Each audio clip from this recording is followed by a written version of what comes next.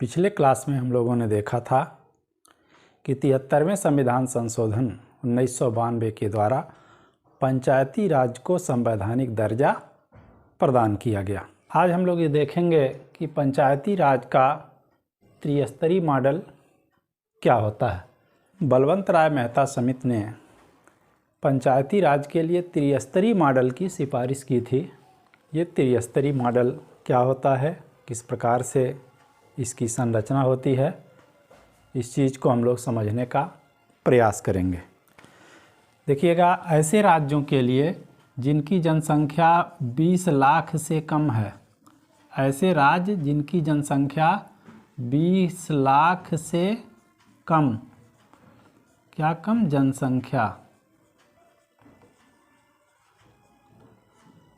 जिनकी जनसंख्या 20 लाख से कम है, ऐसे राज्य जिनकी जनसंख्या 20 लाख से कम है, तो वो बीच वाले को क्या कर सकते हैं, ख़त्म कर सकते हैं। बीच वाले स्तर को, जैसे 3 स्तर है, ग्राम स्तर, खंड स्तर और जिला स्तर, तो वो खंड वाले स्तर को क्या कर सकते हैं, इसको हटा सकते हैं, जिनकी जनसंख्या 20 लाख से कम है।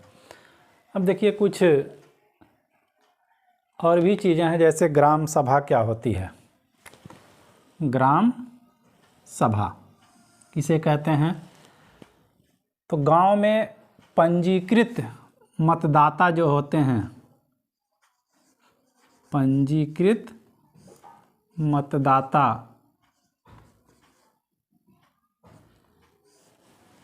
यानी कि प्रत्येक 18 वर्ष की आयु जो प्राप्त किए होते हैं, तो उनसे मिलकर के ये ग्राम सभा बनती है। गांव के वे लोग जो 18 वर्ष की आयु प्राप्त कर चुके हैं, पंजीकृत मतदाता के रूप में हैं, वे ग्राम सभा के सदस्य होते हैं। और ग्राम पंचायत क्या होती है? ग्राम पंचायत जो होती है, ये ग्राम सभा की कार्यकारिणी है। कार्यकारिणी, ग्राम सभा की कार्यकारिणी ये ग्राम पंचायत होती है। इस ग्राम सभा को हम कह सकते हैं कि ये गांव की संसद है, गांव की पार्लियामेंट होती है, ये गांव की संसद है। और ये ग्राम पंचायत जो कार्यकारिणी के रूप में काम करती है, इसको हम कैबिनेट कह सकते हैं। गांव की कैबिनेट, ग्राम कैबिनेट होती है। ग्राम पंचायत में कौन कौन लोग आते हैं? देखिएगा, कुछ सदस्य होते हैं ग्राम पंचायत के, सदस्य हो गए,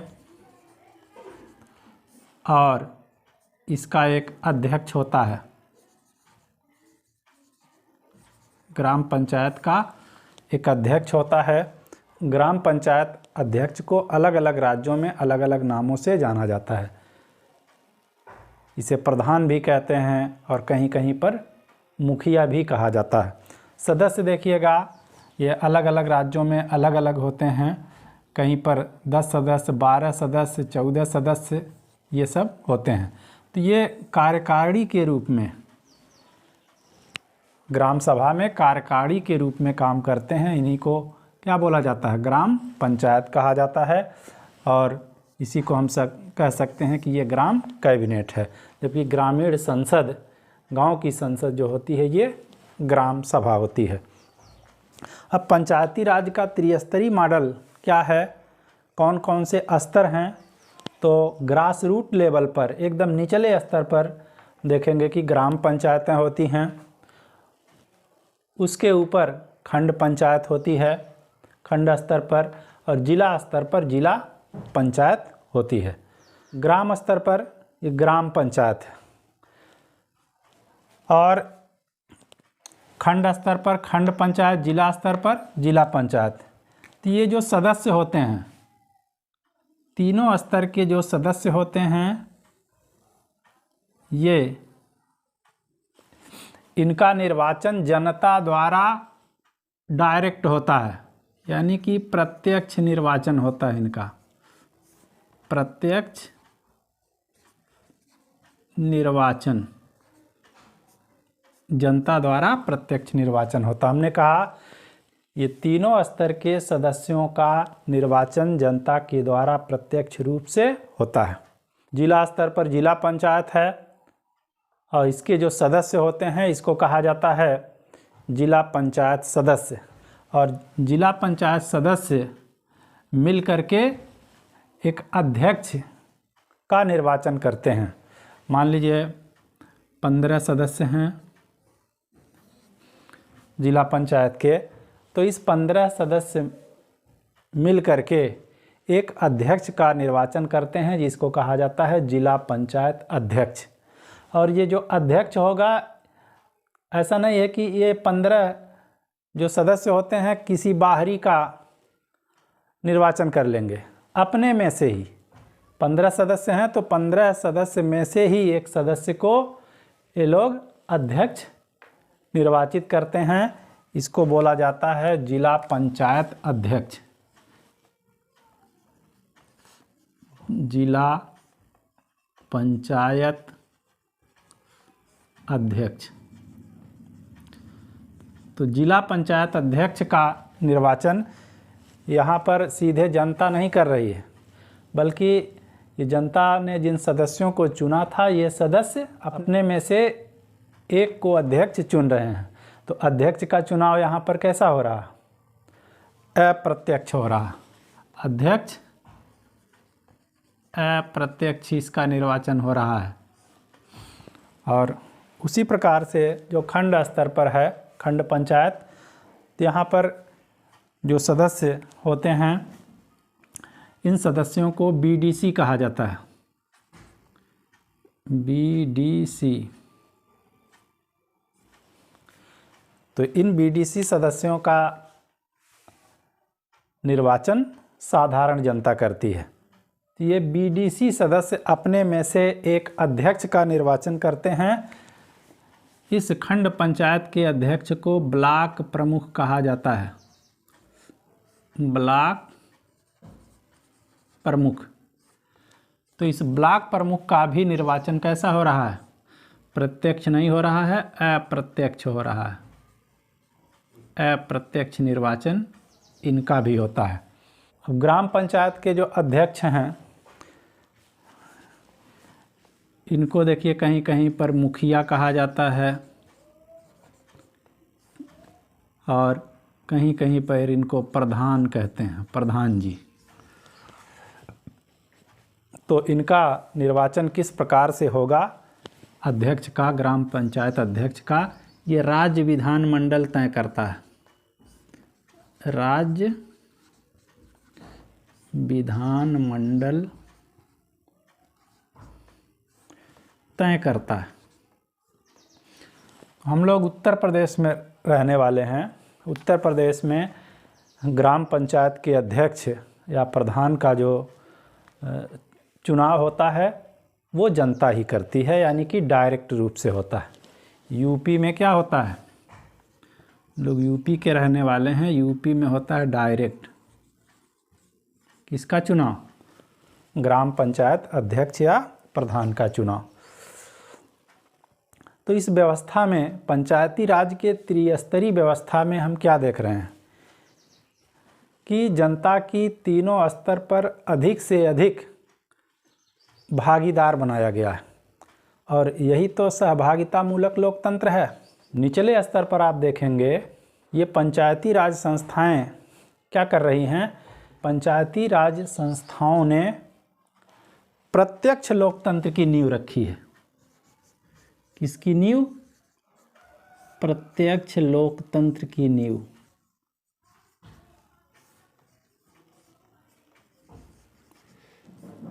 पंचायती राज संस्थाओं ने प्रत्यक्ष लोकतंत्र की नींव किस प्रकार से रखी है? ग्राम सभा जो होती है, ग्राम सभा का चुनाव नहीं होता है। उसमें 18 वर्ष के जो पंजीकृत मतदाता हैं वो ग्राम सभा के सदस्य होते हैं।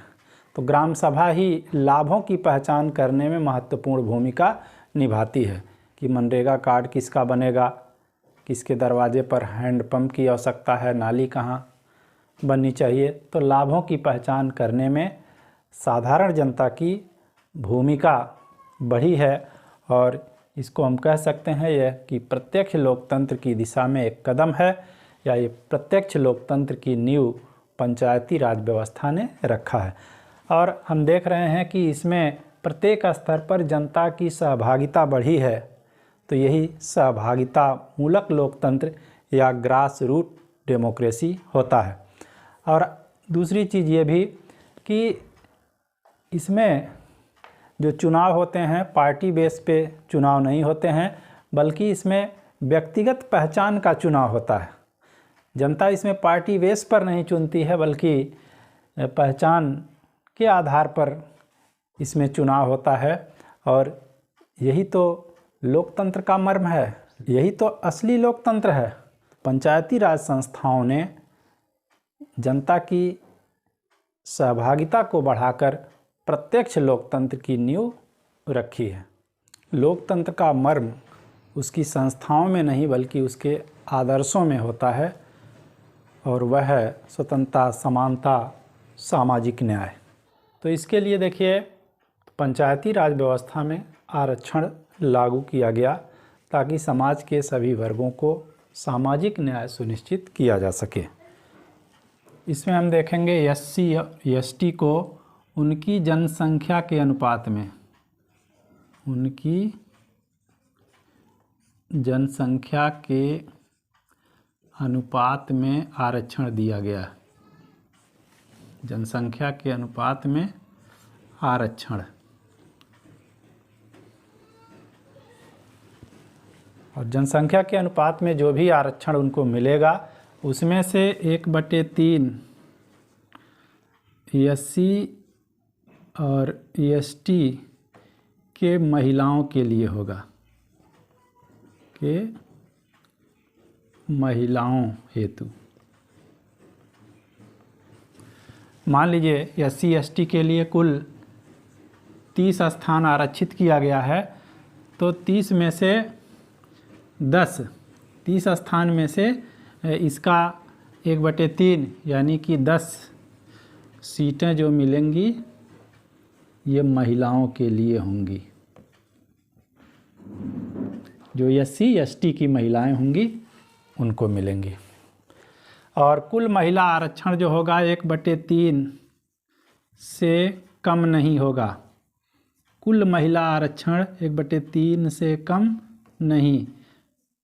कुल महिला आरक्षण का मतलब क्या है कि कुल सीटें मान लीजिए 300 है, 300 सीटें हैं कुल, तो 300 में से 300 का 1/3 यानी कि 100 सीटें किसको दी जाएंगी? ये 100 सीटें महिलाओं को दी जाएंगी। 100 सीटों पर महिलाएं रहेंगी। इसमें चाहे वो सामान्य रहें, महिलाएं सामान्य वर्ग से आती हों, ओबीसी से आती हों, या फिर एससी एसटी से आती हों, कुल मिला करके ये कहा जा रहा है कि जितनी भी सीटें रहेंगी उसका 1/3 महिलाओं को दिया जाएगा। ये इनमें से किसी भी वर्ग की महिला हो सकती हैं। ओबीसी के लिए आरक्षण जो होगा ये राज्य विधानमंडल तय करेगा। राज्य विधानमंडल के ऊपर छोड़ दिया गया है कि राज्य विधानमंडल ये तय करेगा कि विभिन्न स्तरों पर ओबीसी को कितना आरक्षण दिया जाए, कैसे दिया जाए, ये राज्य विधानमंडल के ऊपर छोड़ दिया गया है। तो राज्य विधानमंडल तय करेगा। तो एससी एसटी महिला और ओबीसी के आरक्षण की बात हो गई। योग्यता को भी हम देख लेते हैं। तो निर्वाचित होने के लिए पंचायतों में जो योग्यता रखी गई है वो 21 वर्ष रखी गई है। और यहाँ एक चीज़ और ध्यान रखने की चीज़ है कि विधानसभा में या फिर लोकसभा में निर्वाचित होने के लिए जो आयु रखी गई है वो 25 वर्ष है।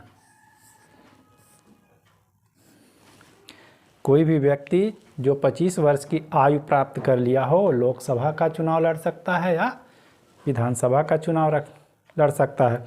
लेकिन पंचायतों का चुनाव लड़ने के लिए जानबूझ करके देखिएगा 21 वर्ष समय रखा गया, यानी 25 से कम रखा गया, ताकि ये पंचायतें लोकतंत्र के प्रारंभिक पाठशाला के रूप में कार्य कर सकें। के रूप में कार्य, इसका मतलब क्या है? ने कहा कि जानबूझ करके यहाँ 25 वर्ष आयु न रख करके 21 वर्ष रखा गया, ताकि लोग पंचायतों में जाएं चुनाव लड़ करके और लोकतंत्र के पाठशाला के रूप में वहाँ पर चीज़ें सीखें, जनता की सेवा किस प्रकार से करना है, हमें कैसे आगे बढ़ना है, और यहाँ से फिर जब वो विधानसभा या लोकसभा में जाएंगे तो अपेक्षाकृत ये अधिक प्रशिक्षित होंगे और जनता की सेवा बेहतर ढंग से कर पाएंगे। तो इस प्रकार से पंचायती राज संस्थाएं लोकतंत्र के प्रारंभिक पाठशाला के रूप में कार्य करती हैं। कार्यकाल पर हम लोग देख लेते हैं। तो कार्यकाल, इसका सामान्य कार्यकाल जो होता है 5 वर्ष होता है।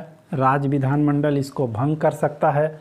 मान लीजिए बीच में भंग हो गई तो 6 माह में चुनाव अनिवार्य है, 6 माह के अंदर चुनाव अनिवार्य हो जाएगा। लेकिन मान लीजिए इनका कार्यकाल 4 ही माह बचा है, 4 माह इनका कार्यकाल बचा है और भंग हो जाए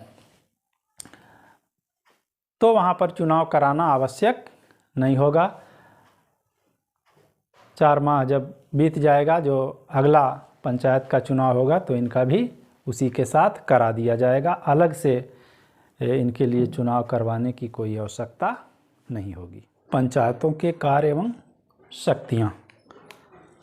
आर्थिक विकास एवं सामाजिक न्याय के कार्यक्रम बनाना। आर्थिक विकास एवं सामाजिक न्याय के कार्यक्रम बनाना। सौंपे गए कार्य, जो भी आर्थिक विकास, सामाजिक न्याय या अन्य कोई कार्य इन पंचायतों को सौंपे जाते हैं वो ये लोग करती हैं। इसके बाद देखिएगा 11वीं अनुसूची में 29 विषय दिए गए हैं। 11वीं अनुसूची में कितने विषय दिए गए हैं पंचायतों के लिए? 29 विषय दिए गए हैं।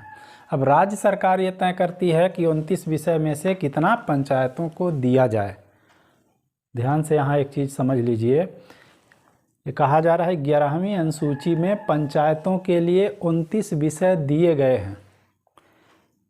ये तो बता दिया गया है कि ये 29 विषय पंचायतों को के लिए हैं, लेकिन इस 29 विषय में से कितना विषय राज्य विधानमंडल पंचायतों को देगा यह उसके ऊपर निर्भर है। यही देखिएगा पंचायती राज्य की एक कमजोरियों में माना जाता है कि पंचायतें राज्य सरकारों के ऊपर डिपेंड हैं। कैसे डिपेंड हैं?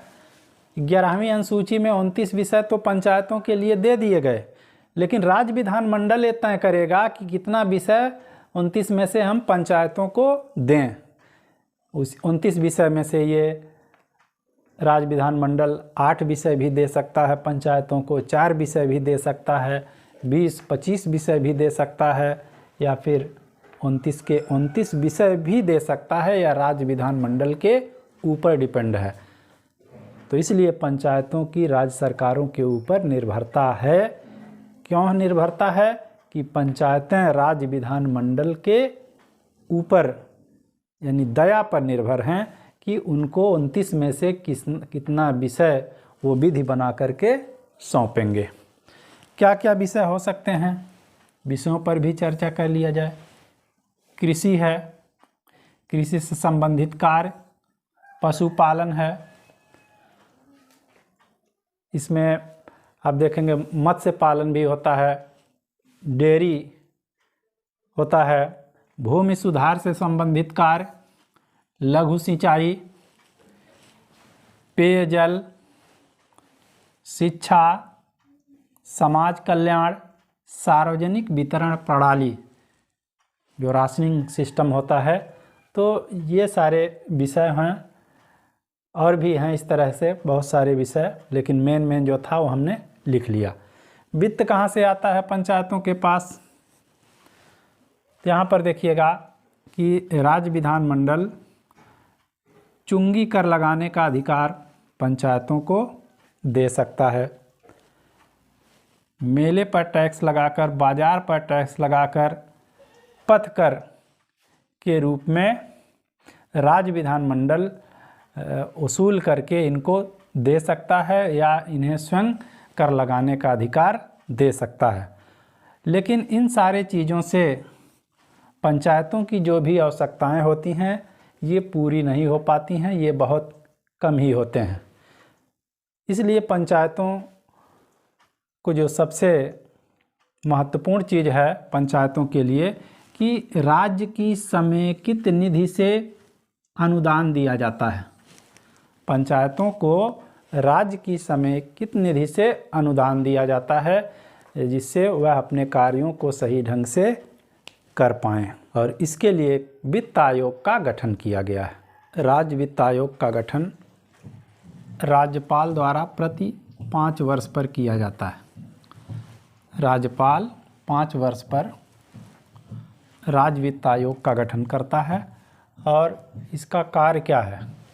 इसका जो महत्वपूर्ण कार्य है वो ये कि राज्य की समेकित निधि से पंचायतों को कितना अनुदान दिया जाए, इसके बारे में सुझाव देता है कि राज्य की समेकित निधि से पंचायतों को कितना हिस्सा दिया जाए, कितना अनुदान दिया जाए, इसका सुझाव राज्य वित्त आयोग देता है। इसके बाद देखिए अगला है राज्य निर्वाचन आयोग। राज्य निर्वाचन आयोग, इसकी नियुक्ति भी राज्यपाल के द्वारा किया जाता है। राज्य निर्वाचन आयोग की नियुक्ति राज्यपाल करता है, सेवा शर्तें तय करता है। और कोई भी निर्वाचन आयोग हो, पहला उसका कार्य यही होता है कि मतदाता सूची तैयार करना, क्योंकि इलेक्शन कमीशन का कार्य होता है कि चुनाव करवाना, और चुनाव वह तभी करवा पाएगा जब पहले वे मतदाता सूची तैयार करवा ले।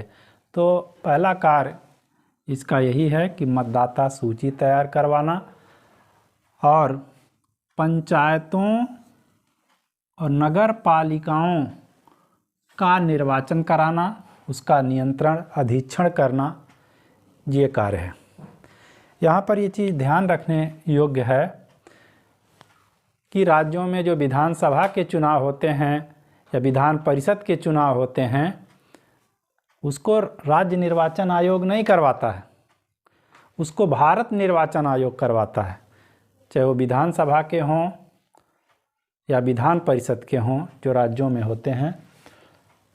और ये राज्य निर्वाचन आयोग है जो पंचायतों और नगर पालिकाओं का चुनाव करवाने के लिए स्पेशली इसको बनाया गया है।